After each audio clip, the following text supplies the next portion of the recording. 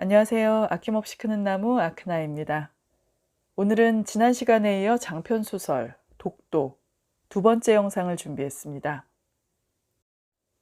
안용복은 독도에서 불법 조업을 하던 외인들을 크게 꾸짖으며 쫓아버렸습니다. 하지만 이에 앙심을 품은 오오야의 계략으로 용복과 어두는 일본으로 끌려가 고된 문초를 받게 됩니다. 우여곡절 끝에 조선에 돌아온 용복은 또다시 월경죄로 포박을 당하는데, 그럼 그 이야기 속으로 들어가 보시겠습니다. 황인경 장편소설 독도 북치는 마을 편엠 3장 밀명. 요란한 갈매기 소리가 아침을 알렸다. 담벼락을 넘어 밀려드는 바닷바람이 퍽 익숙한 냄새를 풍겼다. 다만 지속된 이질감이 익숙해져가는 감상에 지나지 않았다. 바로 이곳이 외인촌인 탓이었다. 조선 땅이라는 사실을 잊을 정도로 외인이 많은 곳이었다. 외인이 늘어갈수록 외의 문물 또한 자꾸만 늘어갔다. 언뜻 봐서는 여기가 조선인지 외인지 곧장 분간이 되지 않을 지경이었다. 뽀얀 살결이 유난히 도드라지는 이가 외관 담벼락을 따라 걷고 있었다. 고급 의복과 정갈하게 들어올린 촌마개에서 그의 신분을 짐작할 수 있었다. 그는 현재 동래부 소속 초량 외관 관수회로 부임 중인 소우 요시히사였고, 쓰시마 도주의 셋째 아들이라는 소문이 암암리에 퍼진 그였다.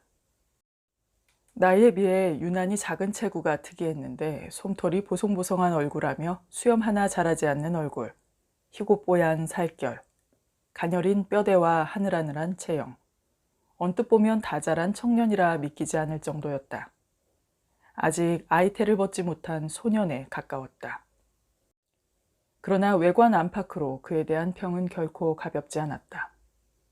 외형만 보고 쉽게 생각했다가 그에게 당한 이가 한둘이 아니라는 것이었다. 불의를 보고 그냥 지나치는 법이 없었으며 외인이라고 봐주는 경우도 없어 빡빡한 원칙주의자라고 정평이 나 있어 조선인들은 그런 그를 지지하고 따랐다. 그의 공명정대한 성향 덕에 비리가 사라져 한층 살기가 편해진 덕이었다. 잠상을 엄격히 다스리는 조선의 법도에 따라 그 또한 잠상을 엄히 벌하였다. 이처럼 결단력이 있고 공명정대한 그는 별다른 소란 없이 조용히 외관을 지켰다. 임기가 2년인 관수회를 거푸 이어맡고 있었다. 동래부 사람들은 그가 쓰시마의 소우 가문이란 것을 알고는 너나 없이 수군대었다. 이렇게 좋은 인재를 도주 후계자로 삼지 않고 조선에 떼어놓는 것이 아무래도 수상한 탓이었다. 그는 마침내 현명하고 좋은 도주가 될 제목이었으나 그럼에도 어찌 된 일인지 마치 벌을 내리듯 타국당에 외로이 떼어놓는 것이 이상했다. 요시히사는 짬이 날 때마다 외관 안팎을 산책했다. 말이 산책이지 일종의 순찰과 같은 것이었고 보통 관수회가 직접 순찰을 도는 경우는 없었다. 그럼에도 그가 이렇게 직접 외관 구석구석을 살피는 데에는 작은 비리도 용납지 않겠다는 의지가 서려 있었다. 실로 그는 시간과 장소를 정해두지 않고 급작스레 순찰을 돌았다. 그 탓에 그 어떤 잠상도 마음 놓고 활동을 할 수가 없었고 매일같이 자잘한 비리들이 쓰시마로 보고가 되곤 했다. 원칙에 어긋나는 것은 단 한 번도 사정을 봐주지 않는 엄격한 관수회인 탓이었다. 순찰을 제외한 시간에 그는 주로 서찰을 작성했다. 매일같이 쓰시마에 보내는 일종의 보고서였다. 그에 비해 답장은 가끔 돌아왔다. 현 쓰시마 도주인 형에게서 온 답장이었다. 요시히사는 늘 차가운 낯으로 편지를 대했다. 그 어떤 감정적 동요도 보이지 않는 냉랭한 얼굴이었다. 그리고는 어김없이 일관된 서찰을 작성해 되돌려 보냈다. 요시히사는 쓰던 서찰을 미뤄두고 주변을 살폈다. 아무도 없었다. 고요한 주변을 면밀히 확인하고 나자 그는 가만히 책상을 2번 두드렸다. 그러자 거짓말처럼 한 사람이 그의 앞에 나타났다. 언제 방에 들어왔는지, 언제 눈앞으로 걸음을 옮겼는지도 눈치채지 못할 만큼 민첩한 동작이었다. 부르셨습니까, 아가씨? 그가 요시히사를 아가씨라고 불렀다. 요시히사는 피식 실소를 흘렸다. 그리 부르지 말라 일렀다. 죄송합니다. 그는 단번에 깍듯하게 용서를 구했다. 요시히사가 그를 가만히 바라다 보았다. 눈도 마주치지 않았으나 최선의 경의를 다해선 그를 보니 마음이 놓였다. 그는 호위무사였다. 외관 안에 있는 누구도 존재를 모르는 소우 요시히사의 호위무사. 그에겐 별달리 이름도 없었다. 목욕물을 준비해 두었습니다. 요시히사가 고개를 끄덕이며 일어섰고 익숙한 일과인 듯 그는 누구의 안내도 없이 걸음을 옮겼다. 방 뒤쪽에 마련된 작은 쪽방. 그 안에 뜨거운 물이 담긴 나무 욕조가 보였다. 호위무사는 요시히사에게 목례로 인사를 건네곤 문 앞을 지키고 섰다. 요시히사는 그를 믿고 쪽방으로 들어섰다. 시녀도 변변한 목욕 도구도 없는 조촐한 목욕이었다. 요시히사가 하오리를 벗어내었고 겹겹이 입은 옷가지를 하나씩 벗어내니 더욱 작은 체구가 도드라졌다. 마지막 옷을 벗기 전에 그는 다시 한번 주위를 살폈다. 문 앞에 서 있는 호위무사 외엔 아무도 없었다. 혼자라는 것을 또다시 확인하고 나서야 요시히사가 마지막 옷가지를 벗어내었다. 넓진 않아도 판판한 가슴이 있어야 했다. 그러나 그의 가슴엔 천이 칭칭 동여져 있었다. 아무렇지 않은 듯 그가 천을 끌어내리자 짓눌려 있던 젖가슴이 드러났다. 풍만하진 않아도 봉긋한 것이 분명 남성의 것이 아니었고 아랫도리까지 모조리 벗어내고 나니 그는 분명 여인이었다. 요시히사는 가녀린 여인의 몸을 드러낸 채 천천히 욕조에 몸을 담갔다. 아주 뜨겁지 않은 물이 체중에 불어 목까지 차올랐다. 요시히사는 잠시 눈을 감고 고른 숨을 쉬었다. 순간 바람에 나뭇잎이 소리를 내었다. 동시에 그의 평온도 깨어졌다. 그는 욕조 깊이 몸을 담근 채 사위를 살폈다. 다행히 어떤 인형도 보이지 않았다. 게다가 문 앞에는 든든한 호위무사가 지키고 있었다. 그는 이 외관에서 유일하게 요시히사의 비밀을 아는 이였고 때문에 그는 종종 아가씨라는 호칭을 쓰곤 했다. 그는 물을 조금씩 끼얹어 몸을 씻어내었다. 옷을 걸치지 않고 있으니 자꾸만 가슴이 뛰었다. 불안한 탓이었다. 누구라도 그의 실체를 안다면 조선과 쓰시마에 큰 화를 불러오게 될 것이기 때문이었다. 외관엔 결코 여인이 들 수 없는 곳이었다. 외관을 통제하기 위한 조선의 방책이었고 외인들은 그 명을 어기면 안 되었다. 그럼에도 요시히사는 여인의 몸으로 남성의 이름을 쓰며 외관에 머물렀다. 그가 작게 한숨을 내쉬었고 자신의 처지가 너무도 처량하다는 생각이 들었다. 아가씨, 호위무사의 목소리에 요시히사가 깜짝 놀라 몸을 웅크렸다. 입욕제를 곁에 두었습니다. 물에 풀어 쓰시면 피로가 가실 것입니다. 주변을 둘러보니 욕조 곁에 고운 비단주머니가 하나 놓여 있었다. 그녀가 젖은 손으로 그것을 집어 향을 맡아보니 향긋한 온천의 기운이 느껴졌다. 그 안에 있는 고운 가루를 욕조에 붓자 그것이 순식간에 물에 녹아들어 사라졌다. 욕조 전체에서 향긋한 온천 내음이 풍겼다. 호위무사는 듬직한 등으로 모든 말을 대신했다. 요시히사의 유일한 친구나 다름없는 그는 늘 우직하게 그를 지켜주었고 그가 자신의 정체성을 두고 서글퍼 할 때마다 위로해 주는 것 또한 그였다. 때문에 그는 아가씨란 호칭을 조심스럽게 고집하곤 했다. 사실 요시히사는 없는 이름이다. 그 자리엔 여성으로서의 이름이 있었다. 소우 나오코. 이름대로 그녀는 참으로 고든 성미의 여인이다. 남성이 하늘인 외의 문화 속에 성장하면서도 그녀는 곧잘 자신의 목소리를 내곤 했고 아버지와 오라비의 탐욕스러운 정책 앞에 반기를 든 것도 그녀뿐이었다. 다케시마와 마쓰시마를 쓰시마령으로 만든다니 그게 무슨 말씀이세요? 계집이 낄 때가 아니다. 아버지, 그건 엄연한 침략이고 비겁한 계략이에요. 나우코는 절실하게 외쳤다. 이미 비어있는 작은 섬 하나 갖겠다는데 무엇이 그리도 시끄럽단 말이냐? 썩 나가거라! 쓰시마 도주를 역임한 아버지와 오라비는 이미 마음을 굳힌 지 오래였다. 정당한 사고는 낄 자리가 없었고 오직 탐욕과 야망만이 그 자리를 대신하고 있었다. 나오코는 그때마다 강하게 저항했다. 가문을 더럽히는 일이 될 것이라는 확신 때문이었다. 이웃한 나라 조선을 욕보이는 일인 것 또한 자명한 것이기도 했다. 이렇게 가다가는 큰 국가적 충돌 또한 피할 수 없을 것이라는 확신이 들기도 한 때문이었다. 고명딸인 나오코의 저항이 계속되자 쓰시마는 그녀에 대한 생각이 점차 싸늘하게 굳어갔다. 내부의 적을 간과했다가 대업을 그르칠 것이 우려되었기 때문이었다. 이에 쓰시마 도주이자 오라비인 소우 요시스구가 결단을 내렸다. 나오코를 쓰시마에서 내보내기로 한 것이다.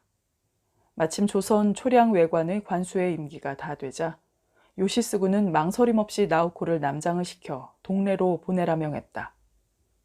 조선을 옹호하는 그녀를 조선으로 보내는 일은 위험했다. 그러나 그런 그녀를 외관으로 보내는 것은 이야기가 달랐다. 요시스구는 그녀의 성미를 누구보다 잘 알고 있었고 치욕을 당하느니 그 자리에서 자결할 리였다. 그녀는 가문의 얼굴도 쓰시마의 위상도 조선의 권리도 중요시 여기는 원칙주의자였다.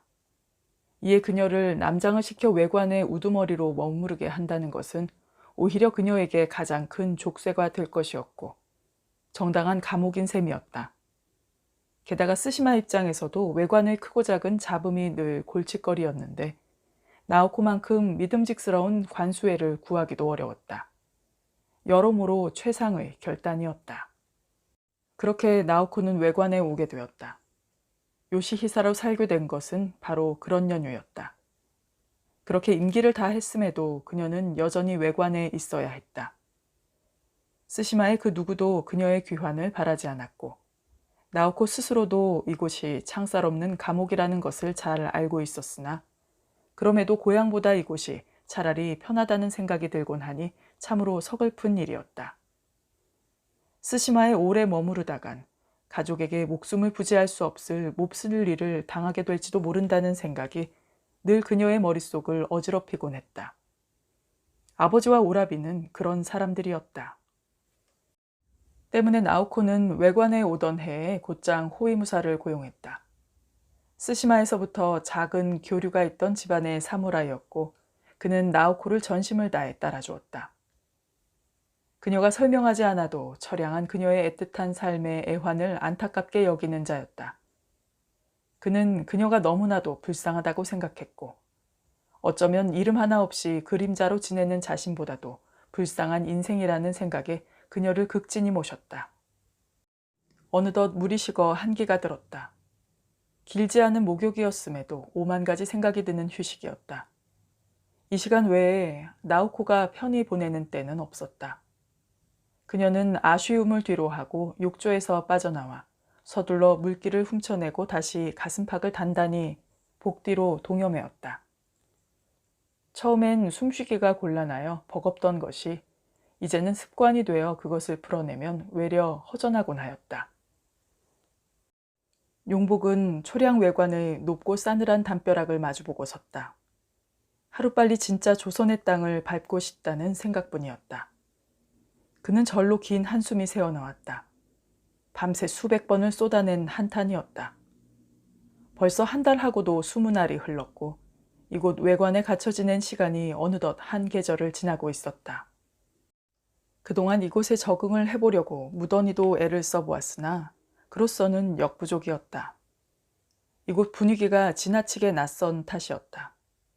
이마가 훤한 외상투나 옷차림, 말씨 하나까지 조선다운 것은 찾아볼 수가 없었다.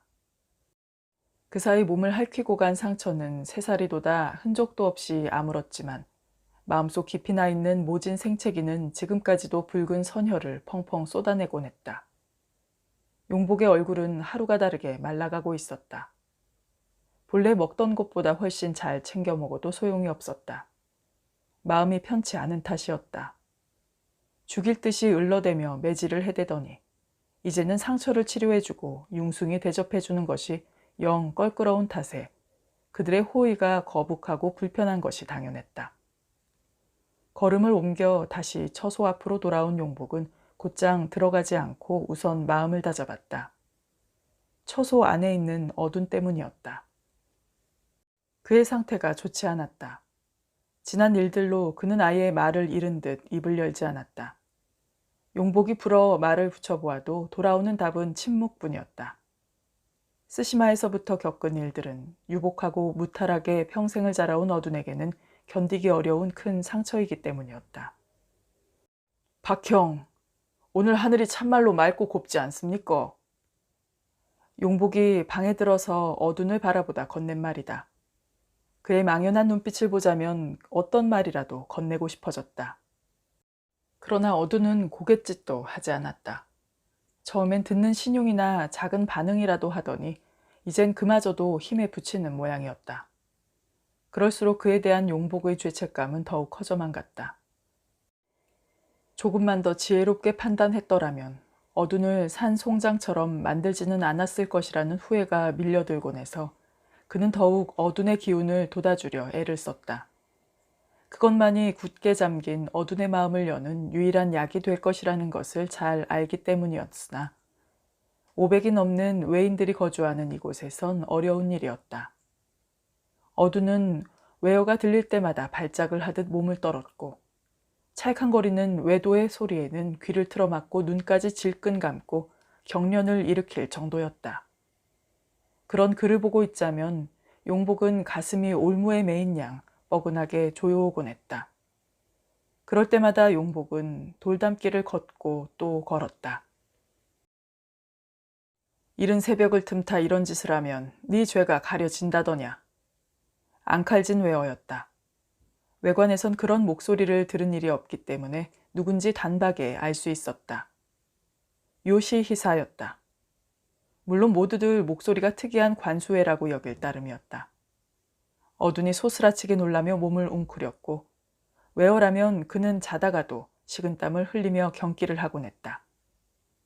그런 상태로 외관에 머무르다 보니 그의 상태는 점점 더 악화되어 가는 것이 완연해 보였다. 용복은 그런 그를 다독이느라 무지인 애를 써야 했다. 그가 어느 정도 진정이 된 것을 본 후에야 용복은 밖으로 나섰다. 바깥 동태를 살피고 싶어서였다. 잔뜩 화가 난 요시히사 앞에는 일본 상인들이 꿇어앉아 있었다. 용복이 쳐다보는 것도 모른 채 그는 상인을 호되게 꾸짖고 있었다. 곁에선 조선인 문장이 안절부절 못하며 표정 관리를 하는 것으로 보아하니 상황이 절로 그려졌다. 보나마나 밀무역이었다. 관수애에게 덜미가 잡힌 모양으로 용복은 요시히사의 날선 눈빛을 보며 상인의 명복을 빌었다. 본디 밀무역을 하다 잡힌 이들은 약조 제찰비에 따라 사형으로 다스려져야 마땅했다. 10여 년 전 동래 부사와 스시마 도주 사이에 외관 운영에 관한 조항을 체결한 이유로 더욱 엄격하게 단속을 하던 때였다. 그러나 밀무역을 완전히 뿌리 뽑기엔 역부족이었다. 수문을 지키는 문장 혹은 역관들이 상인들과 내통하는 통에 모든 것이 미봉책에 불과했다.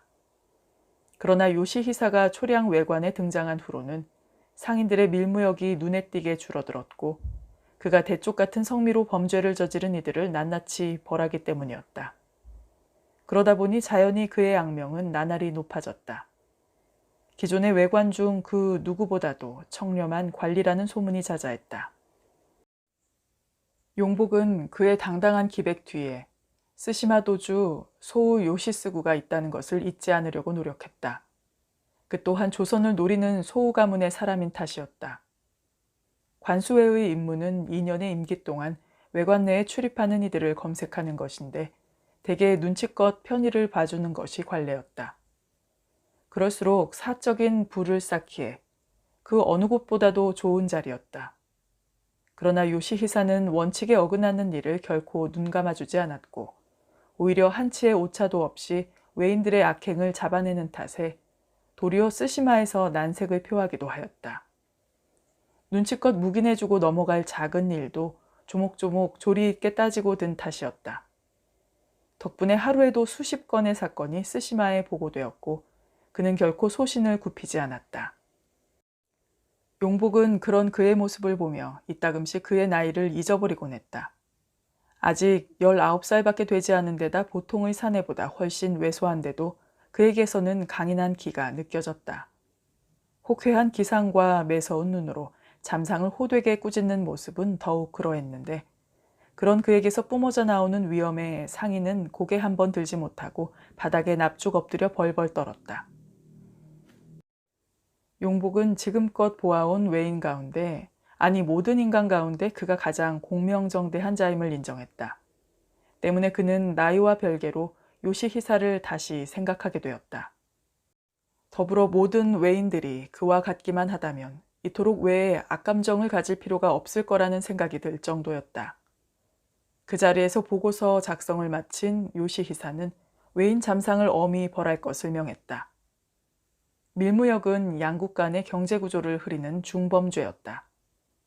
깐깐하게 돌아선 그의 눈에 그제야 용복이 들어왔다. 요시히사는 서둘러 온 매무새를 잡으며 차분히 인사를 건네왔다. 이에 용복도 가볍게 목례로 답을 했다. 일찍 기침하셨습니다. 아침부터 분주하시군요. 두 사람은 가벼운 인사를 건네곤 조금 거리를 둔 채로 함께 걷게 되었다. 약속을 한 것은 아니었으나 두 사람의 걸음걸이가 비슷한 속도를 내었다. 용복은 그것이 요시히사의 배려인 것을 알고 있었다. 다만 이것이 훗날 본인에게 어떤 대가를 치르게 할런지 두려운 마음이 일었다.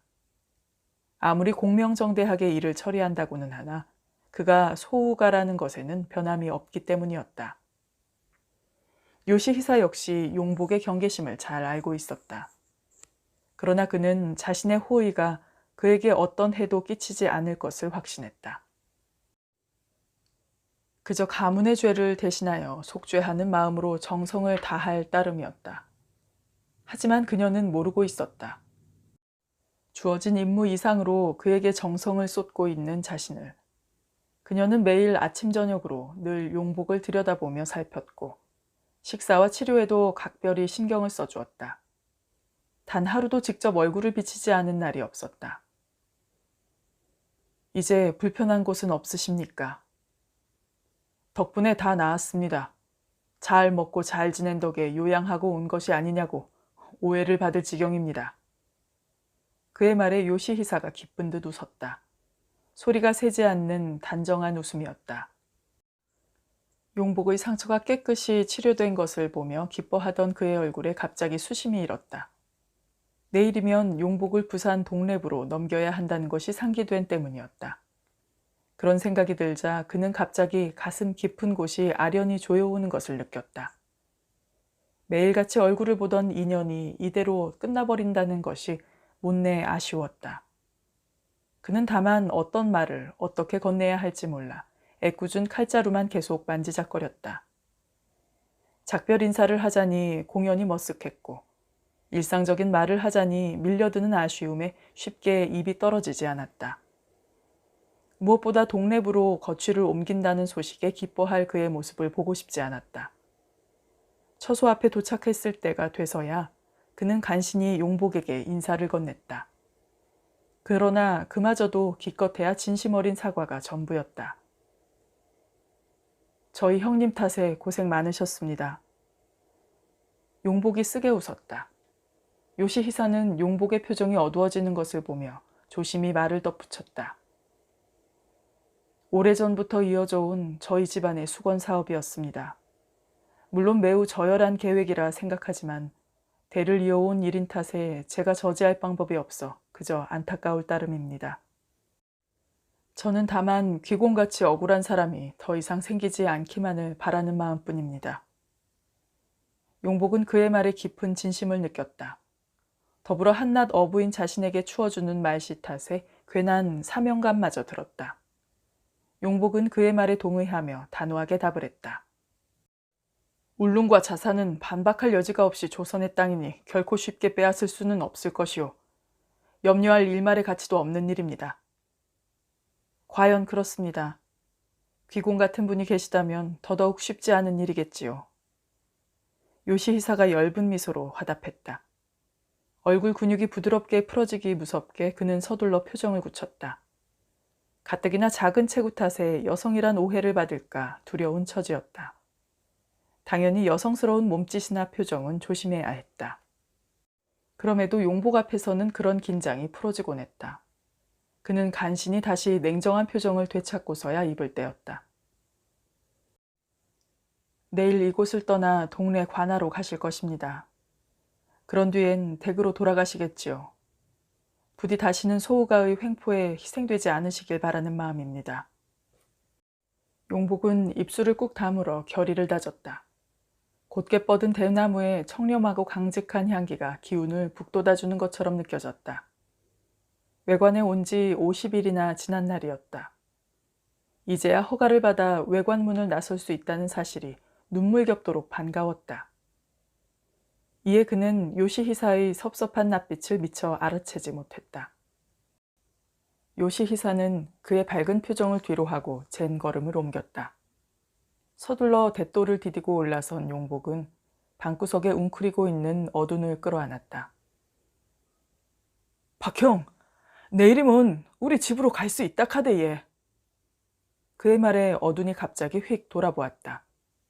영혼마저 놓친 듯 보였던 그의 눈빛에 초점이 돌아오고 그의 낯빛에 금방 햇살이 날아들었다. 그게 참말인겨? 하모요, 그렇습니다. 돌연 목소리를 들려준 어둔의 반응에 용복의 가슴이 뭉클하게 엉켰다. 그대로 용복과 어둔은 서로를 얼싸안고 기쁨을 나누었다. 둘은 몇 되지 않는 단출한 살림을 서둘러 챙겨 담았다. 짐이라고 해봐야 외관에서 지내는 동안 새로 생긴 옷가지나 집신 등이 전부였다. 두 사람은 그간의 고생을 모두 보상을 받기라도 한 듯 기쁨에 들떴다. 내일이면 어무이캉 마누라쟁이캉 만날 수 있다는 거 맞지? 어두는 어느 때보다 밝게 웃고 몇 번이나 곱씹으며 제잘되었다. 외관에 온 일에 가장 밝은 목소리였다. 용복도 그제야 마음이 놓여 한바구음을 지었다.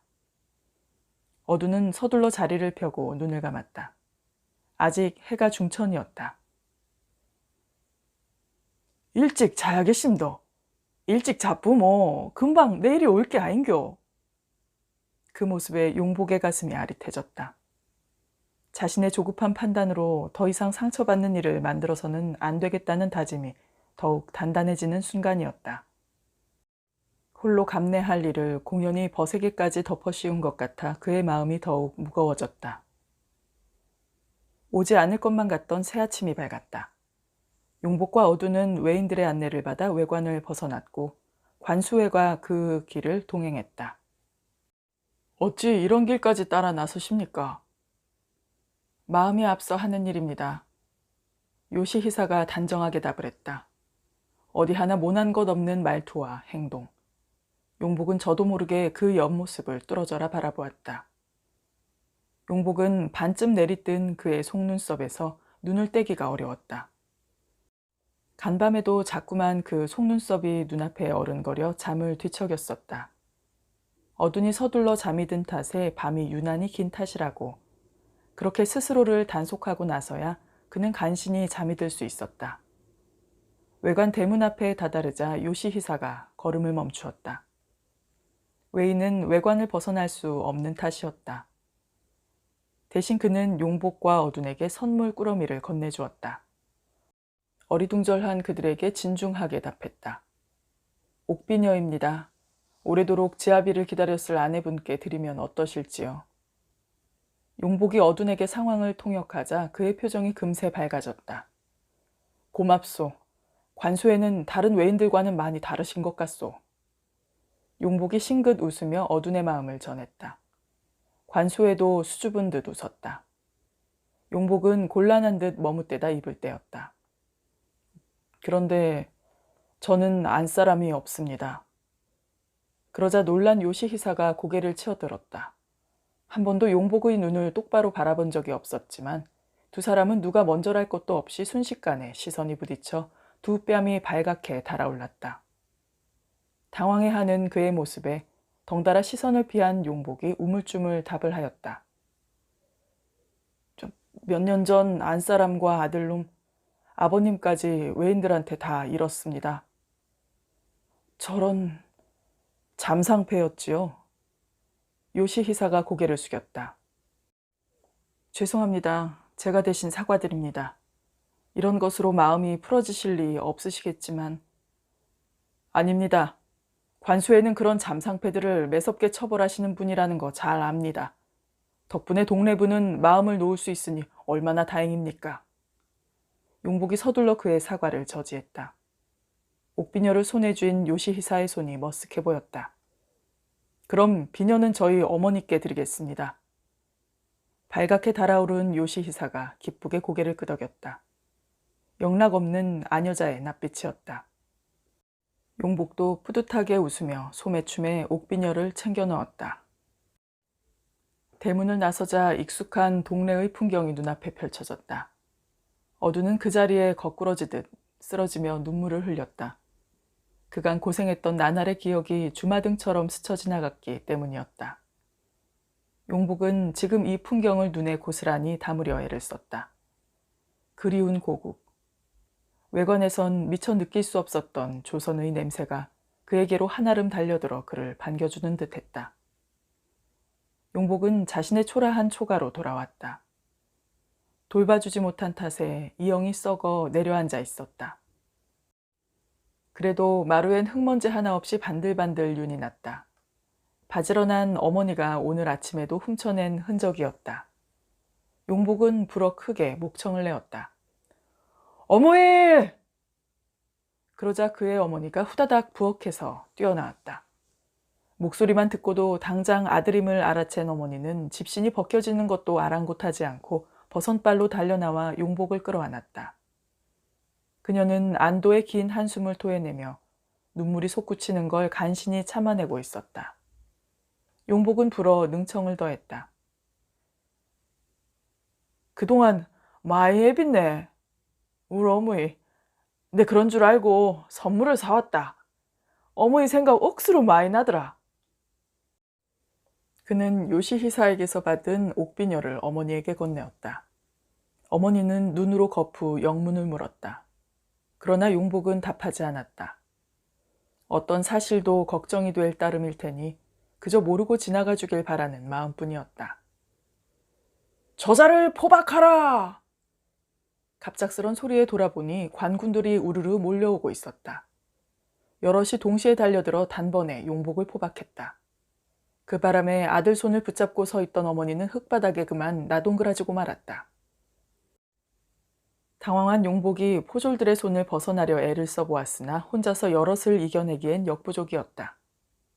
그들은 능숙한 솜씨로 용복의 몸에 포승줄을 감았다. 당황한 용복 앞에 포도대장이 의기양양하게 외쳤다. 월경죄인 안용복, 너를 한양으로 압송하라는 의군부의 명이시다. 영문을 모르는 용복 어머니의 얼굴이 하얗게 질렸다. 청천벽력 같은 소리였다. 경희궁의 정전인 숭정전에 대신들이 모여들었다. 떠들썩하게 정권을 쥐고 흔들었던 남인들의 면면이 현저히 줄어들었다. 갑술환국 직후였다. 중전이었던 장씨가 희빈으로 후궁 강등됨과 동시에 서인들이 정전을 평정하기 시작한 때였다. 대신들은 저마다 상규된 얼굴로 하나같이 근심 어린 얼굴들이었다. 누군가 소리를 낮춰 조심히 입을 때였다. 전하께서 변덕이 심하시고 여성 편력이 심하신 것이 여전히 걱정입니다. 어느 안전이라고 입을 함부로 놀리시는 게요? 썩 그 입 다무시오.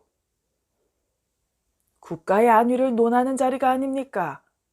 전하가 치마폭에 쌓여 정사를 잘 돌보지 않으시는 것 또한 국가의 안위와 직결되지 않습니까? 주상전하납시오. 우렁찬 상선 영감의 목소리가 울렸다. 대신들은 서둘러 옷매무새를 다잡고 제자리를 찾아 머리를 조아렸다.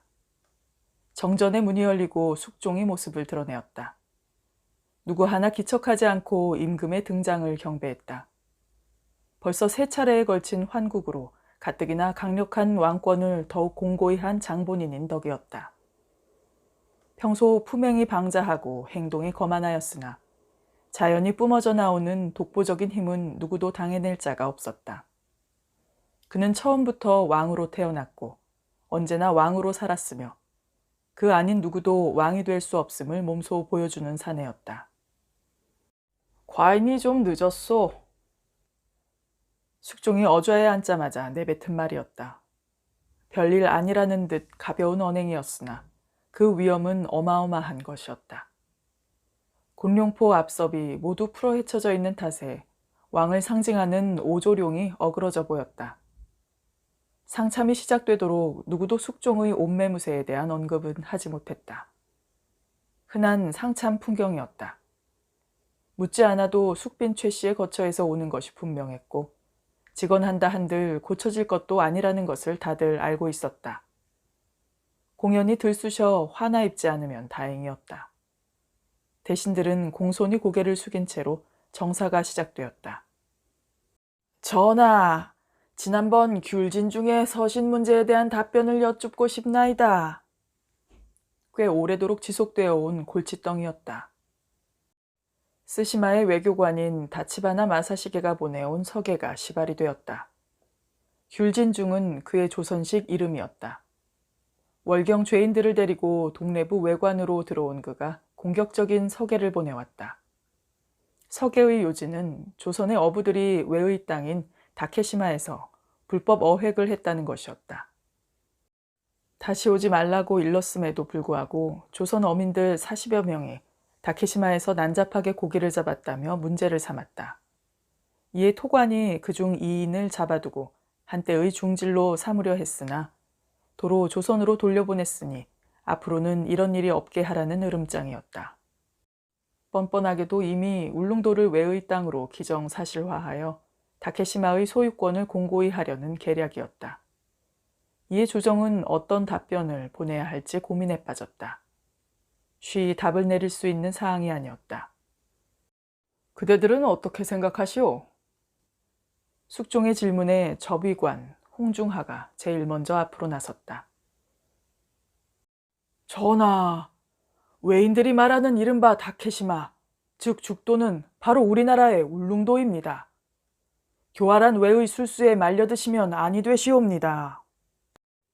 강경히 대응할 것을 청하는 말이었다. 그러나 곧이어 좌의정 목내관이 말을 받았다. 외인들이 민호를 옮겨서 들어갔는지 여부는 확실하게 알 수 없지만 이곳은 300년 동안이나 비워 버려둔 땅입니다. 이것으로 인해 혼란을 일으키고 우호를 상실하는 것은 좋은 계책이 아니라고 생각되옵니다. 그의 말에 동의하며 우의정 미남이 힘을 실었다. 이에 홍중하가 발끈하여 언성을 높였다. 버려둔 땅이라니요. 말씀은 바로 하셔야지요. 쇠환 정책은 영토를 버리는 정책이 아니질 않습니까? 쇠환. 나라의 힘이 구석구석 미치기 어려운 변방에 사는 백성들을 조선 본토로 데려오는 정책을 의미했다. 특히 울릉도와 독도에 기거하며 잦은 외구의 침략으로 고통받는 백성들을 지키기 위한 최후의 방법이었다.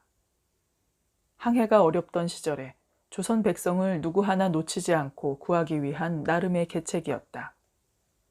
이런 조선의 뜻을 이용해 공도정책으로 왜곡해 조선이 울릉도를 버렸다는 궤변을 늘어놓는 것은 전적으로 외의 의견이었다. 어찌되었든 조선 백성이 살고 있지 않아 비워둔 것은 맞지 않습니까?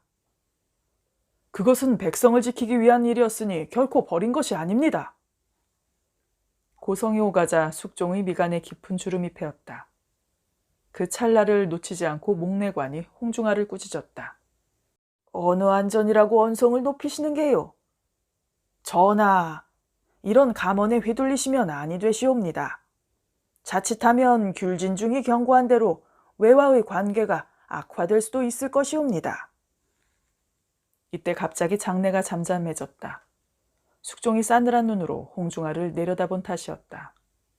고개를 잔뜩 조아리고 있는 홍중아의 등에서 식은땀이 연신 흘러내렸다. 접의관을 끌어내라. 홍중아는 더 이상 어떤 말도 첨언하지 못한 채 정전에서 버선발로 쫓겨나고 말았다. 이로써 숙종의 마음이 목내관의 의견으로 기울었음이 표면화되었다. 더 이상 반대 의견을 내는 대신은 없었고 숙종은 가만히 앉아 목내관과 미남의 설명을 들었다. 소극적인 대처를 권하는 말이었다. 숙종의 고개를 끄덕였다. 어떻게든 붕당 간의 싸움은 피하고 싶은 것이 숙종의 마음이었다. 조선에 어떤 일이 벌어지더라도 꼭 한마음이 되지 못하고 잡음을 일으키는 붕당 갈등에 신물이 날대로 나 있는 상태였다. 그는 최대한 결정을 속히 내려 갈등을 치워버리려는 것이 최선이라고 여겼다. 더불어 아직 임진왜란의 상처가 가시지 않은 때였다. 그 일로 조선은 막대한 피해와 손실을 감내해야 했고 전쟁이란 그토록 처참하고 오랫동안 그 여파로 괴로운 일이었다. 전하, 이는 매우 안일한 방책이옵니다. 홍중아가 버선발로 끌려나간 살얼음 같은 분위기를 찢고 터져나온 말이었다. 모든 대신들의 시선이 한 곳으로 꽂혔다. 영의정 남구만이었다. 60세가 훌쩍 넘었음에도 그의 눈빛은 신념으로 빛나고 있었다. 숭족은 단박에 그를 내치지 않고 가만히 그의 간언을 들었다. 남구만은 공손하되 강경한 어조로 본인의 의견을 막힘없이 쏟아내었다. 왜는 언제나 호시탐탐 조선의 땅을 노리고 있사옵니다. 이러한 와중에 안일한 대처를 했다가는 도리어 큰 화가 되어 돌아올 수 있사옵니다. 당장의 입막음은 되겠으나 차후에 실권을 주장하고 나서게 된다면 매우 곤란할 것이옵니다. 송구하오나 부디 현명하게 미래를 내다보셔야 할 때인 줄로 사료되옵니다. 사실 분쟁 자체가 말이 되지 않는 당연한 권리였다. 그럼에도 스시마 도주는 무차별적인 요구를 멈추지 않고 있었다. 그때마다 조선의 조정은 이토록 골머리를 앓을 것이 뻔했다. 실로 외의 침략은 꽤나 위협적이었다. 그들은 늘 동해바다와 인접한 지역을 침탈할 기회를 노리고 있었다. 하물며 동해바다 한가운데에 떠있는 울릉도는 더했다. 그 요구는 해가 갈수록 점점 노골적이고 무차별적으로 진화해갔다. 숙종은 얼마간 고민을 계속했다. 대신들 모두 숨죽여 그를 바라보았고 숙종의 얼굴에 근심이 가득했다. 울릉도는 본디 조선의 땅이다. 그럼에도 이렇게 고민을 한다는 것은 이미 불안감에 휩싸여 있다는 증거였다. 그 걱정을 미리 눈치챈 우의정 미남이 부드러운 목소리로 입을 열었다. 백성들은 아직 임란의 상처를 지우지 못하였사옵니다, 전하. 조삼모사이옵니다. 안일하게 대처해서는 아니 되옵니다, 전하. 한껏 목청을 돋운 큰 소리였다. 이번에도 남구만이었다. 늘 조용히 자리를 지키며 세력의 지주역을 맡아오던 그였다. 그런 그가 본인의 목소리를 언성 높여내는 일은 드물었다. 굳이 하고 싶은 말이 있다면 세력의 힘을 얻어 다른 일을 앞세워도 될 일이었다. 그러나 이번만큼은 그가 유난히 강경하게 나서고 있었다. 그의 돌발 행동에 모두가 의외라는 표정들이었다. 그럼에도 남구만의 시선엔 흔들림이 없었고 주변의 소리를 낮추어 그를 말렸지만 미동도 하지 않았다. 그의 시선은 오로지 숙종에게 정확히 닿아 있었다. 다른 일도 아니고 국가 영토가 걸린 문제이옵니다. 가볍게 대처하셨다가 훗날 큰 화를 치르게 될지도 모를 일입니다, 전하. 지금 다소 희생이 따른다 하더라도 그것은 후대의 길이 남을 장대한 희생으로 일단 외와의 분쟁을 삼가는 쪽으로 일을 진행하시오. 숙종이 남구만의 말을 자르고 짧게 명했다. 남구만의 얼굴이 하얗게 질려들었다. 임금이 그의 말을 이런지하로 무시해버린 때문이었다. 이런 분위기라면 그 또한 홍중하와 마찬가지로 버선발로 쫓겨날지도 모를 일이었다. 숙종은 여전히 귀찮고 심드렁한 표정으로 말을 이어갔다. 어좌에 비스듬히 앉아있던 그의 자세가 점점 누운 듯이 변해갔다. 더 이상 남구만에 대한 언급이 없는 것으로 보아 모욕적으로 그를 내쫓지는 않을 모양이었다. 남구만은 못내 아쉬운 표정이 역력했다. 이대로 지켜볼 수밖에 없다는 것이 답답할 뿐이었다. 다만 어떻게 분쟁을 삼갈 것인지가 문제로다. 그들이 원하는 대로 울릉도를 내어줄 수는 없지 않은가? 몇 번의 논쟁 끝에 결국 답변의 내용이 정해졌다. 숙종의 말대로 분쟁을 삼가느라 울릉도를 아예 그들에게 내어줄 수는 없는 노릇이었다. 따라서 말의 특성을 살려 애매한 답변을 전하기로 했다. 외의 표현상 울릉도는 대나무가 많은 섬이라 다케시마 즉 죽도라 칭했다. 그러나 조선의 표현으로는 울릉도이니 그 차이를 이용하자는 것이다. 해방에서 어민을 금지 단속하여 외양에 나가지 못하도록 했으니 비록 우리나라의 울릉도 외지라도 아득히 멀리 있는 이유로 마음대로 왕래하지 못하게 했는데 하물며 그 바깥의 섬으로 나가게 했겠습니까? 지금 이 어선이 감히 귀경의 죽도에 들어가 번거롭게 거느려 보내도록 하고 멀리서 서신으로 알리게 되었으니 이웃나라와 교제하는 정의를 실로 기쁘게 느끼는 바입니다. 남구만은 실망스러운 마음을 감출 길이 없었다. 그는 서인 세력의 중심에 서서 그들을 이끌어왔으나 단순히 붕당을 위해 조정에 드나드는 것이 아니었다. 어디까지나 조선을 위한 일이었다. 조선이 없으면 백성도 없고 백성이 없으면 벼슬도 아무런 가치가 없음을 그는 누구보다도 더 잘 알고 있었다. 그는 오직 조선을 위해 싸우고 일하고 있다고 생각했다. 그러나 임금이 조선의 영토를 소홀히 하는 것을 보니 그의 모든 신념과 의지가 무너지는 느낌이 들었다. 평소 방탕한 왕이라는 것은 잘 알고 있었으나 이 정도까지인가 하는 마음이 들자 여간 실망이 되는 것이 아니었다. 답신이 완성되는 것을 지켜본 숙종은 망설임 없이 옥새를 찍었다. 그리곤 피곤한 낯으로 자리를 털고 일어섰다. 그러나 정전을 벗어나는 그의 발걸음이 전에 없이 가벼워 보였다. 문을 나서기가 무섭게 상선에게 명하는 목소리가 선명히 울려 퍼졌다. 숙빈의 처소 이현궁으로 가자. 남구만은 티나지 않게 한숨을 토해냈다. 임금이 나란 일을 멀리하고 여색에만 빠져 지내니 답답할 노릇이었다. 이렇게 우유부단하게 대신들에게 휘둘려 간단히 결정할 사안이 결코 아니었다. 그럼에도 숙종은 어김없이 대신들에게 모든 의사를 내맡겨버리고 본인은 가장 안일한 선택을 하고 마는 것이었다. 이제 막 서인들이 재집권을 할 때였다. 복직된 지 얼마 되지 않은 그로서는 그만하면 최선의 직언을 던진 셈이었으나 그는 혼자 속이 까맣게 타들어가는 듯했다.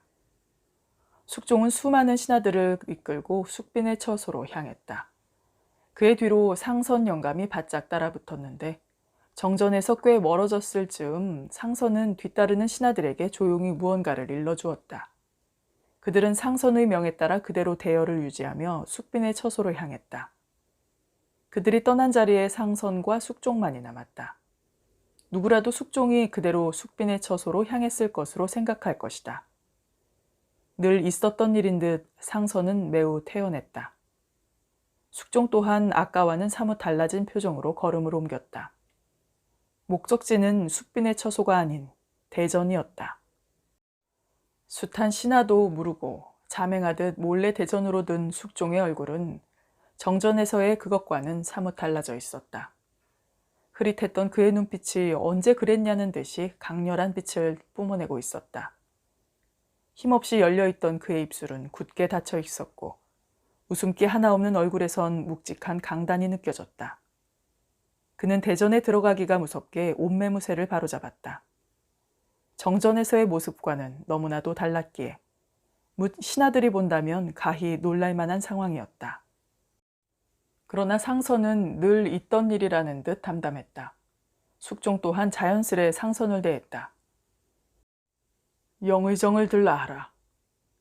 숙종이 근엄한 목소리로 상선에게 명했다.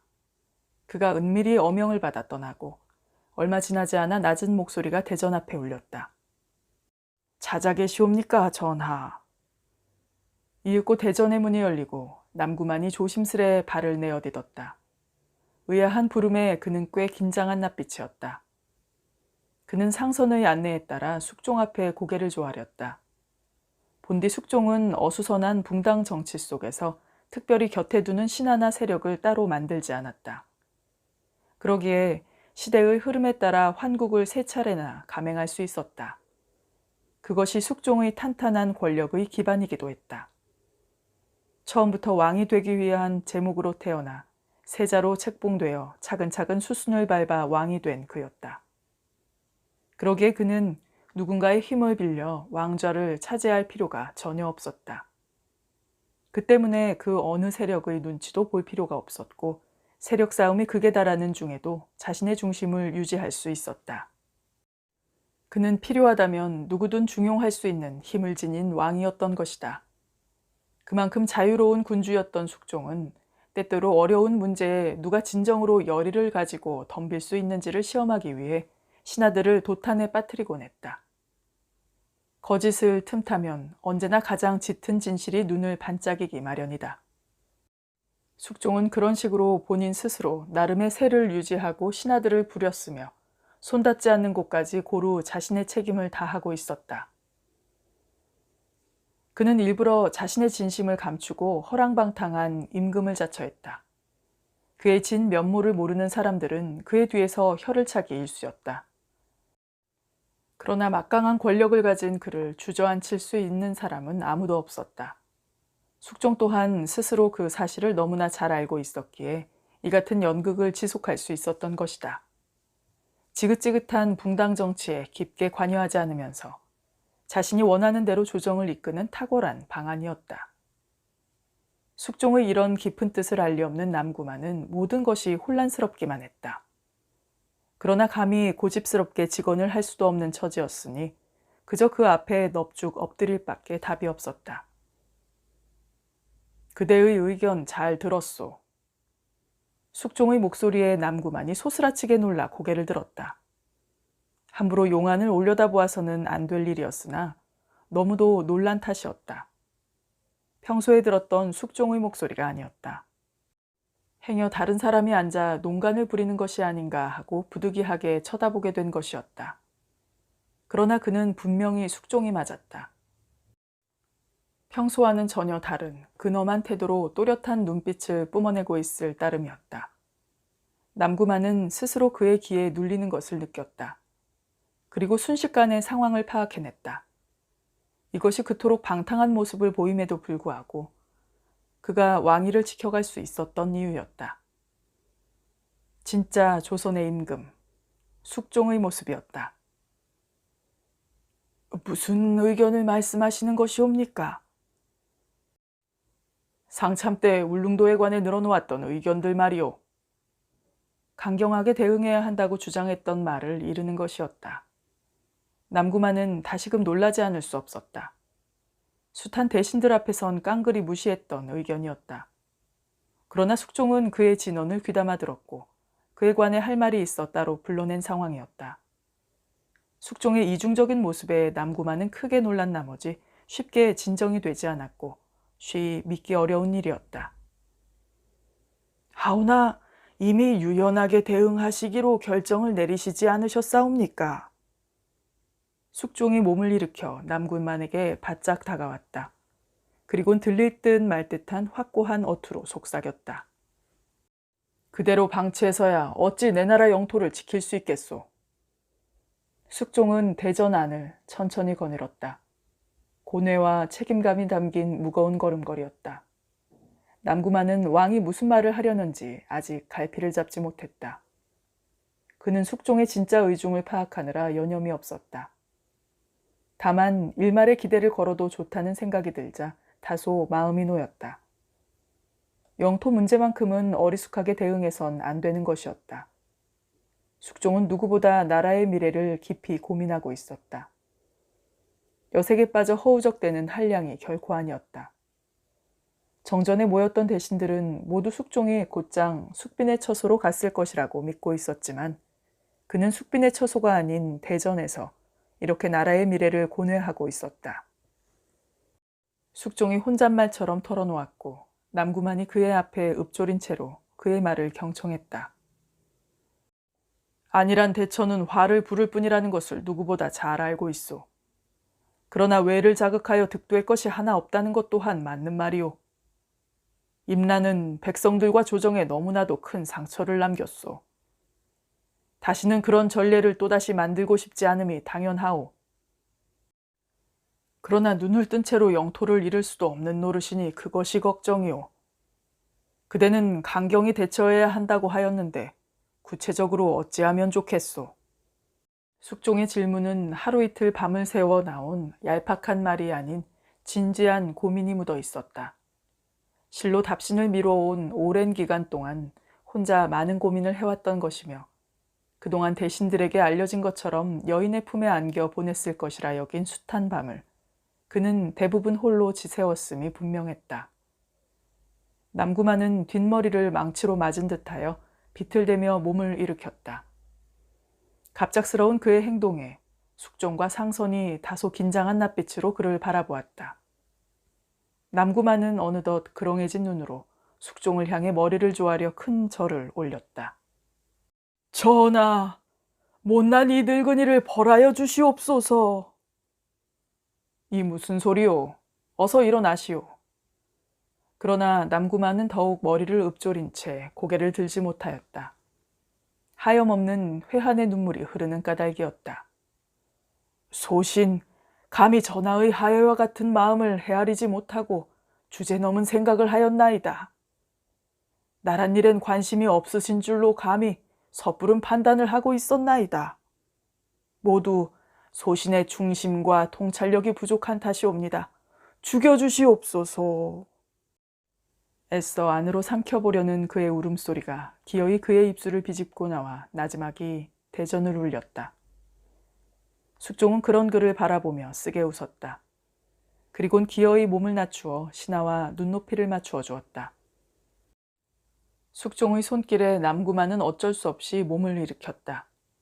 눈물로 범벅이 된 주름진 그의 얼굴이 더욱 일그러져 있었으나 두 사람은 마주보며 기쁘게 미소 지을 수 있었다.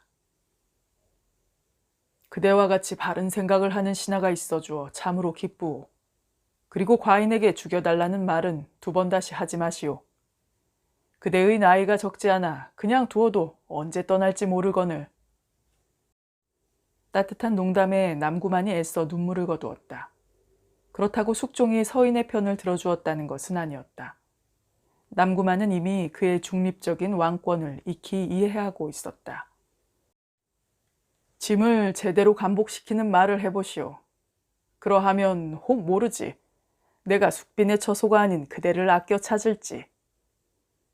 남구만은 그가 결코 자신에게 정치적 힘을 실어주지 않을 것임을 잘 알고 있었다. 당파의 영수가 된다는 것은 단순히 현명하기 때문만은 아니었다. 그는 상황을 파악하는 데 탁월했고 섣부른 모험을 감수할 수 있는 상대와 그렇지 않은 상대를 본능적으로 알고 있었다. 숙종은 다시 제자리를 찾아 앉았다. 그리곤 두 사람의 본격적인 이야기가 시작되었다.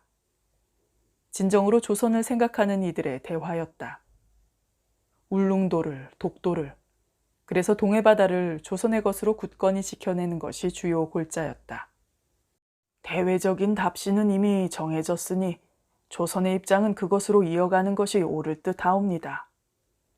숙종도 동의했다. 공연히 대외적인 자세를 바꿨다가는 말을 번복하는 것으로 낙인이 찍혀 오히려 부스럼을 만들 수 있었다. 문제는 그 다음이었다. 유연한 대처 뒤에 어떤 방법으로 강경히 지켜낼 수 있을지 그것이 문제였다. 보다 직접적이지만 작은 규모로 진행하는 것이 현명한 방법이라는 결론이었다. 전하, 사실 소인은 오래전부터 울릉도 문제를 눈여겨보고 있었사옵니다. 뭔가 미리 꾸며놓은 일이 있는 게요.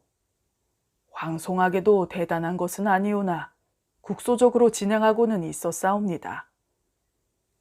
그의 말이 떨어지기가 무섭게 숙종의 눈이 관심으로 번뜩거렸다. 남구만은 주변을 경계하며 조심스럽게 말을 이었다. 전국의 울릉도를 위해 힘쓸 만한 인사들을 모으고 있는 중이옵니다. 특히 외관이 있는 부산의 동래부사와는 오래전부터 알고 지내온 사이옵니다. 미리 이야기를 해두어 강경히 외인들을 대하고 있었사옵니다. 숙종도 동래부사에 관한 이야기는 익히 알고 있었다. 외관이 위치한 탓에 갖은 소란이 끊이지 않는 곳이었다. 그 탓에 부사가 수시로 바뀌는 곳이기도 했다. 부사 자리를 이용해 부당한 이득을 취하기에 더없이 좋은 자리인 때문이었다. 그러나 이번에 동래부사에 오른 이는 청렴하기로 소문이 자자했다. 이미 그의 행실들이 조정에까지 전해졌을 정도였다. 그가 이미 남구만과 연줄이 닿아 있느니라는 것이 놀라웠다. 이희룡이란 자이온데 본디 성품이 청렴하고 중심이 강하여 얄팍한 외인들의 수에 밀리지 않고 제 몫을 잘 해내어주고 있사옵니다. 남구만은 쏟아내듯 모아둔 인물들에 대해 설명을 하였고 뒤이어 다른 이름들을 거론하였다. 그는 숙종의 생각보다 꽤 많은 인맥을 두텁게 구축해둔 상태였다. 그중 한 인물의 얘기에 숙종의 관심이 쏠렸다. 바로 순천의 흥국사에 소속된 승려 뇌헌이었다. 전국을 다니며 발이 되어주고 있는 중입니다. 불신 못지않게 중심 또한 깊습니다. 울릉도 문제를 제가 언급하기도 전에 그가 먼저 저를 찾아왔습니다. 나라를 위해서라면 전쟁에 참여하는 것도 불사할 자이옵니다. 그 후 수차례 만나보았는데 믿고 일을 맡길만 하오니 그를 필두로 대마도에 밀사를 보낼 생각도 한 적이 있었사옵니다. 그의 말에 숙종은 무언가 깨달은 듯 표정이 밝아졌다. 밀사, 바로 그것이오. 가장 골칫거리인 대마도에 직접 가는 게요. 정말 기발한 생각을 하시었소. 그런데 그런 믿음직한 인사를 두고도 왜 생각으로만 그친 것이오? 황공하옵게도 인재를 찾지 못한 탓이옵니다. 숙종은 선뜻 이해가 되지 않는 말이었다. 이미 수많은 인재들을 꾸려놓은 마당에 무엇이 문제인지 선뜻 알아차리기가 어려웠다. 그보다 더 많은 인재는 오히려 짐이 될 수 있다는 생각이 들자 더욱 그랬다. 숙종의 의아한 표정에 남구만이 다시 말을 덧붙였다. 이런 큰일을 해내려면 우선 목숨 바쳐 나라를 위한 중심과 담대함을 가진 이가 되어야 할 것이옵니다. 언제든 은밀히 일을 추진하여 외로 떠날 수 있어야겠지요. 그 탓에 동래부사는 자리를 비울 수 없으니 수장을 맡길 수가 없었사옵니다. 더불어 꽤 험한 항해가 될 터인데 이왕이면 항해 경력이 있어 노련하게 일행들을 아우를 수 있는 제목이어야 할 것이옵니다. 게다가 외인의 말을 능숙하게 해야 하는 이유도 있사와 뇌헌이 적임자가 되지 못하고 있었사옵니다. 그리하여 적임자를 찾지 못해 그 계획은 수포로 돌아간 바 있사옵니다, 전하. 그의 말을 다 듣고 난 숙종은 깊은 생각에 잠겼다. 어려운 얘기였다. 힘겹게 추진하여 보내는 밀사인데 실패로 돌아간다면 그 손실이 어마어마할 것이었다. 당장 금전적 문제보다도 그만한 인재들을 다시 모은다는 것도 쉬운 일이 아니었다. 또한 그것이 어떤 결과를 가져올 것인가에 대해서도 가늠할 수 없는 매우 위험한 일이었다. 숙종은 완벽한 확신이 서지 않으면 시작을 해선 안 된다고 생각했다. 시간이 걸리더라도 모든 조건을 만족시키는 수장을 찾아야만 했다. 심지어 벼슬에 몸담은 이는 철저하게 배제해야 했다. 조선 조정의 대표라 여겨지면 안 되는 탓이었다. 순간 퍼뜩 숙종의 머리를 스치는 이가 있었다. 숙종은 다시 한번 곰곰이 생각에 잠기더니 이내 다시 그의 낯빛이 밝아졌다. 그는 잠시도 지체하지 않고 상선 영감에게 말했다. 월경죄인 안용복을 만나봐야겠소. 횃불이 훤히 밝은 옥에서는 곡소리가 끊이질 않고 있었다. 호된 고문으로 밤새 앓는 죄인이 많았다. 그 중에 용복도 끼어 있었다. 신음소리를 흘리지 않기 위해 앙담은 입술은 죄에 터져서 피가 질질 흐르고 있었다. 그는 얼기설기 흩뿌려진 지푸라기 위에 간신히 잔뜩 웅크린 몸을 옹송거리고 있었다. 호된 고문으로 상처투성이가 된 그는 여기저기 뼛속까지 한기가 드는 통에 잔뜩 웅크린 채 와들와들 떨고 있었다. 눈을 감으면 고문받던 때가 선명히 떠올라 잠을 청할 수가 없었다. 월경죄로 호된 고문을 받는 내내 용복은 제 뜻을 굽히지 않았다. 본인은 죄를 저지른 바가 없고 조선의 바다에서 어획을 하였고 외인들의 계략에 말려 납치되었던 것뿐이라는 말을 몇 번이고 되풀이했다. 그러나 용복의 말을 믿어주는 이는 단 한 사람도 없었다. 용복은 극심한 고독을 느꼈다.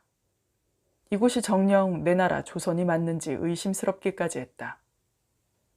용복에게 죄가 있다면 오로지 조선만을 위해 싸웠다는 것뿐인데 참 기가 막힐 노릇이었다. 열쇠꾸러미가 맞부딪히는 소리가 들렸다.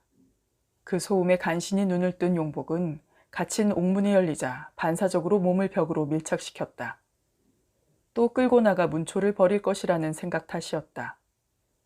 아무리 맷집이 좋고 정신력이 강한 용복이라도 시도 때도 없는 고문을 당해낼 재간이 없었다. 무엇보다 상처가 아문 지 얼마 되지도 않은 때였다. 그는 최대한 문에서 멀리 떨어져 몸을 웅크리고 상대를 경계했다. 모두가 잠든 이 늦은 밤에도 문초라니. 용복은 겁을 먹은 티를 내지 않으려고 애를 썼다. 그때 갑자기 사위가 어두워졌다. 문을 열고 들어온 포졸이 용복의 머리에 주머니를 덮어 씌웠기 때문이었다. 아찔한 공포가 연이어 덮쳐왔다.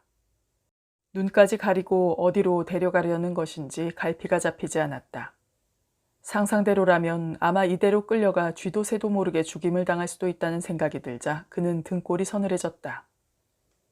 한참을 끌려가다 어딘가로 내던져진 용복은 두려움에 사시나무 떨듯 몸을 떨었다. 그러나 이내 엉덩이에 뜨끈한 기운이 느껴지고 떨림이 가시는 것이었다. 그는 의아한 마음에 손을 뻗어 만져보니 뜨끈한 온기가 느껴지는 구들이었다. 도무지 무슨 영문인지 알 수가 없었다. 자네가 용복인가? 낯선 목소리였다. 그가 다가와 용복 머리에 씌워진 주머니를 벗겨내었다. 그리고는 곁에 선 이에게 용복의 오랏줄을 풀어주라고 명한 뒤 그의 앞에 다가와 앉았다. 선뜻 이해되지 않는 상황에 용복은 여전히 경계심을 풀지 않았다. 제 앞에 앉은 비슷한 또래의 청년과 노인은 난생 처음 보는 낯이었다. 비단 두루마기를 잘 갖춰 입은 걸로 보아 지체 높은 양반님들이라 추정될 뿐이었다. 낯선 청년이 날카로운 눈으로 용복에게 물었다. 자네의 중심은 익히 들었네. 그래, 조선을 위해 외에서도 뜻을 굽히지 않았다고. 뉘신교, 뉘신지 지연태. 자차 알게 될 것이다. 노인이 용복의 질문을 막아섰다. 이에 청년이 미소를 지으며 계속 말을 이었다. 진정으로 조선을 위해 몸을 던질 수 있는 자를 찾고 있었다. 그러던 차에 자네의 얘기를 들었네. 고된 문초를 당했다지. 일단 옥에서 꺼내준 것도 나고 앞으로 자네를 해야 할 생각도 없으니 걱정 말고 경계심을 풀거라.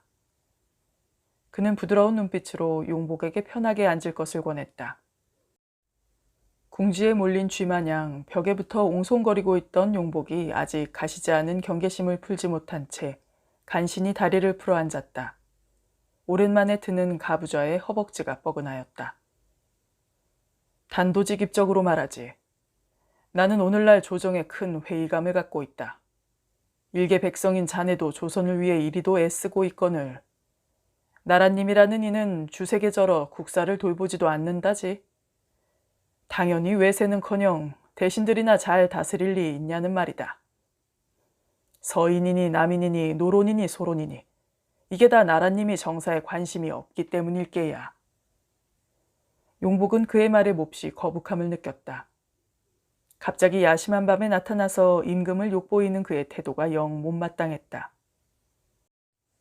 일단 그의 말대로 자신을 옥에서 풀어준 게 맞는다면 고마운 일이고 조선을 위해 애써온 것을 알아준다니 다행이지만 이건 아니었다. 본데없이 백성의 아버지인 국왕을 대놓고 욕하는 꼴을 보고 있자니 견디기 어려웠다. 용복은 자신이 그의 말을 듣고 있다는 사실만으로도 대역죄를 저지르는 것 같은 기분이 들어 괴로운 마음까지 들었다. 뒤틀리는 용복의 속내를 전혀 모르는 듯 청년은 계속해서 거침없는 말들을 계속 쏟아내었다. 참다 못한 용복이 벌떡 자리를 박차고 일어섰다. 그쯤 하면 됐다 아닙니까? 그러자 청년이 빙글빙글 웃으며 용복을 올려다보았다. 분노에 식은데는 용복의 얼굴이 퍽 재미있는 모양이었다. 그런 태도 또한 용복은 더욱 참기 어려웠다.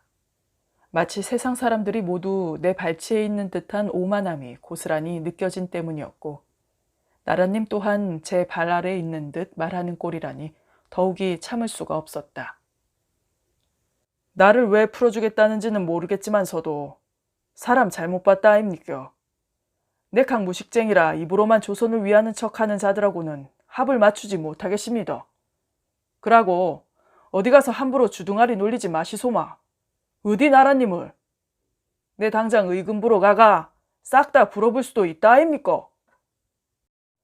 분에 겨워 거친 투로 쏟아내는 용복을 보며 청년은 노인에게 눈짓을 했다.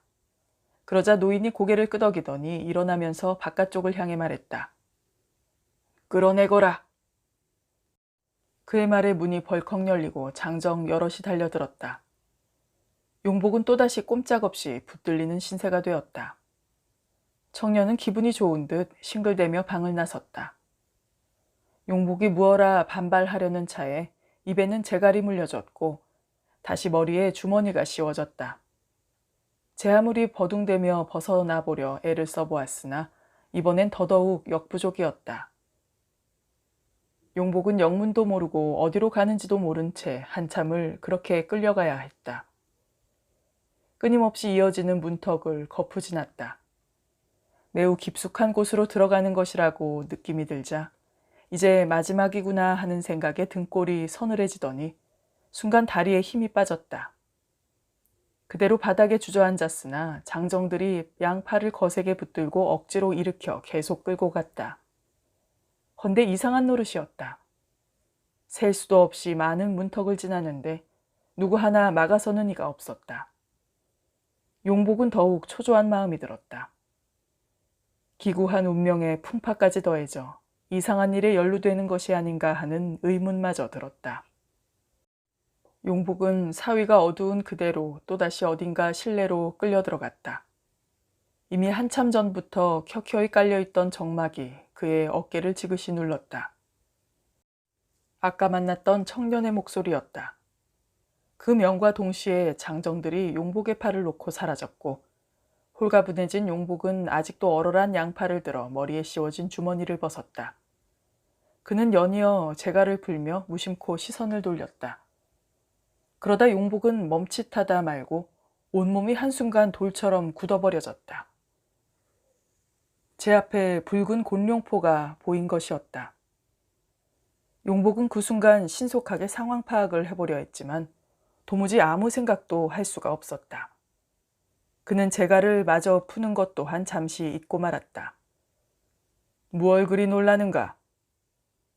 목소리는 아까 그 무례한 청년의 것이었다. 용복은 서둘러 머리를 굴렸다. 그리곤 재갈을 풀어내기 무섭게 청년에게 다가서 호통을 쳤다.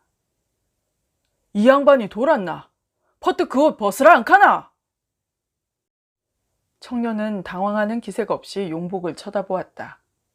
용복은 흥분하여 자꾸만 엉키는 혀를 간신히 추스려 호되게 청년을 꾸짖었다. 내 설마 했더마 참말로 역당 패거리드나. 아고야, 내 꿈에도 생각 못 했구마. 이게 나라님을 욕하는 대역죄를 저지른 것도 모자라 감히 용포까지 뒤집어 쓰고 니캉 죽을라고 하는 게가.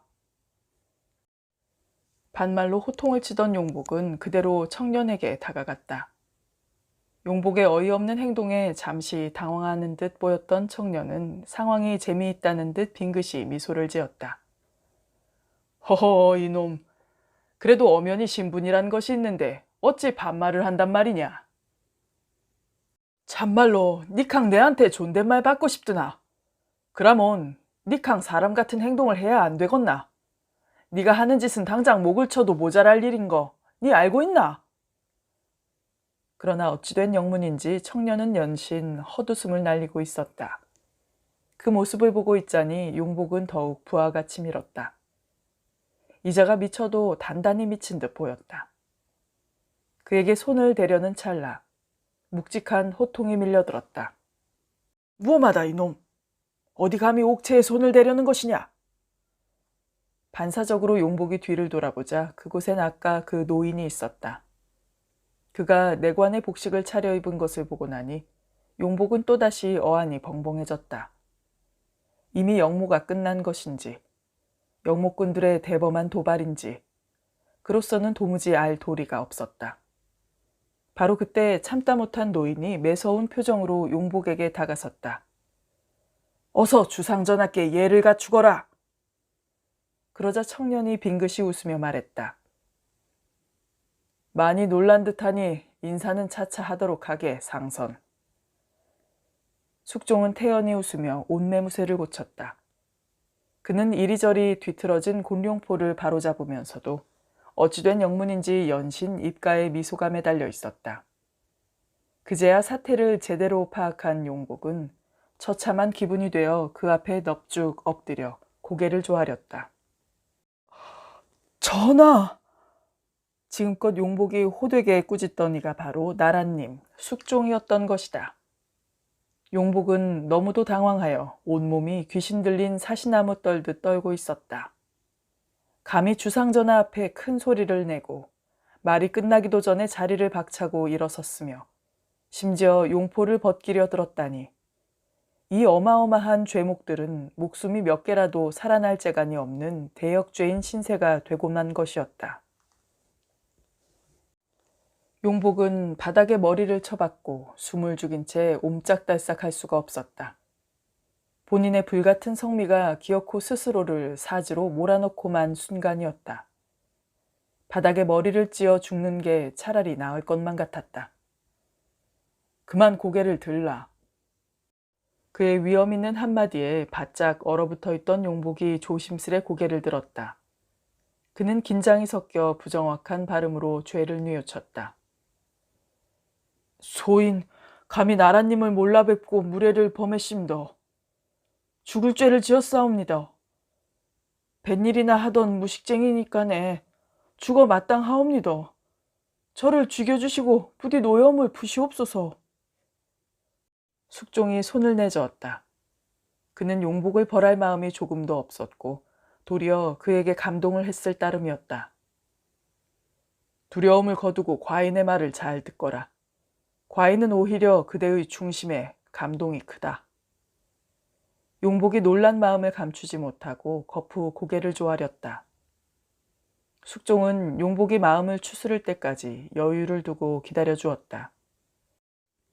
여전히 고개를 조아린 용복의 등이 고르게 오르내릴 쯤이 되어서야 숙종은 부드럽게 입을 열었다. 내 그대의 이야기는 익히 들었다. 허나 의심을 품는 못된 병이 있어 그대를 다시금 곤혹스럽게 시험할 수밖에 없었다. 그것은 말로 다 설명할 수 없으나 임금이라는 자의 고민에 고민을 더한 결과이니 너무 서운타 생각지 말거라. 그래도 몸과 마음은 많이 상했을 것이니 그것은 내 무척 미안하구나. 용복은 용서를 구할 수 있다면 수백 번도 그래야 한다고 생각하며 고개를 더욱 조아린 채로 죽은 듯이 바닥에 납작 엎드려 있었다. 숙종은 그런 그의 모습을 보며 다시금 미소를 지었다. 아입니다, 전하. 망극하옵니다. 과인은 그대를 시험해보고 싶었다. 과인을 역적의 우두머리라 생각하여 용포까지 벗기려 들다니 과연 그대의 용맹함은 들은 바대로 대단하더구나. 아마 대신들이었다면 역모를 성공시킨 내가 어느 붕당 소속인지가 먼저 궁금했겠지. 용복은 그 말들이 진심인지 꾸짖음인지 선뜻 분별이 되지 않아 혼란스러웠다. 그러나 숙종은 진심으로 기쁨을 감출 길이 없었다. 어수선한 붕당 정치 속에 왕권의 중립을 지키기 위해 애써온 그로선 이토록 충심을 다하는 백성이 있다는 것이 더없이 기쁠 따름이었다. 일부러 주색을 즐기고 정사에 관심이 없는 채 하며 제 신변을 보호해왔던 나날들을 보상받는 기분이었다. 그는 믿음직한 인재를 얻었다는 확신이 들자 모처럼 가슴 깊은 곳에 뜨거운 무언가가 차올라오는 것을 느꼈다. 감히 옥체에 손을 댈 정도로 충성심이 강하고 결단력과 용기를 갖춘 이를 찾아내었다는 뿌듯한 마음이었다. 신분과 행색을 감안하더라도 여러모로 어떤 욕심이 없이도 나라를 위해 싸워줄 자임이 분명했다. 숙종은 용복에게 외에서 있었던 일을 소상히 들었다. 그는 외의 분위기가 본인이 어렴풋이 알고 있었던 것보다 훨씬 심각한 상황임을 직시하게 되었다. 스시마 도주의 야망은 단순한 욕심 그 이상의 것이었다. 숙종은 결코 이대로 가만히 지켜보아서는 안 될 일이라고 확신하게 되었다. 그는 모처럼 조바심이 들었다. 하루속히 남구만과 작전을 진행시켜야겠다는 마음을 더욱 견고하게 하게 되었다. 그 선봉장에 용복을 세우면 될 일이었다. 과인이 그대에게 긴 한 정이 있다. 무척 조심스러운 제안이었다. 용복은 겸허한 낯으로 숙종의 말을 기다렸다. 숙종은 간절한 얼굴로 용복에게 다가갔다.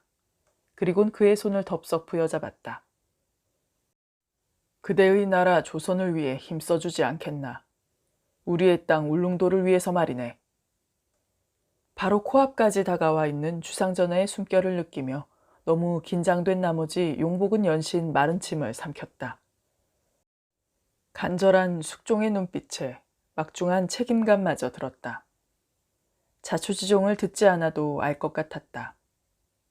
나라님이 미천한 자신에게 이토록 진실한 부탁을 하는 것에 대해 용복은 한치의 망설임도 없이 즉시 답을 했다. 전하, 성은이 망극하옵니다. 네, 지금까지 장편소설 독도를 부분 낭독했습니다.